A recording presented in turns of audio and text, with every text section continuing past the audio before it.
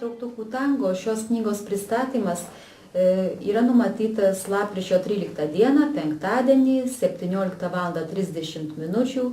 Rašytojų klube, adresas Sirvydo 6, už centrinio pašto, kas ten niekada nėra buvęs. Visus labai mielai kviečiu, galbūt studentai, kurie iš mūsų krašto ten studijuoja, galėtų ateiti, ar iš tikrųjų dabar Lietuva nereikia juk važiuoti per Gardiną ar Balstogę.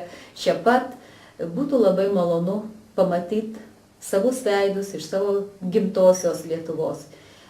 Manau, kad vakaras turėtų būti įdomus, jį ves Valentinas Ventickas, kadangi knyga išleista Lietuvos rašytojų sąjungos leidykloje. Jis yra vyriausias redaktorius, dalyvaus gerai žinomas literatūrologas Regimantas Tamošaitis, šios knygos redaktorė Janina Riškutė. Taip pat bus ir muzikantų šaunių, kurie užgros tango, nežinau, gal ne amerikietišką, ne lietuvišką, ar argentinietišką, bet visus kviečiu ir po to vyno tauriai išgersim už mūsų visų lietuvėlę čia ir anapus.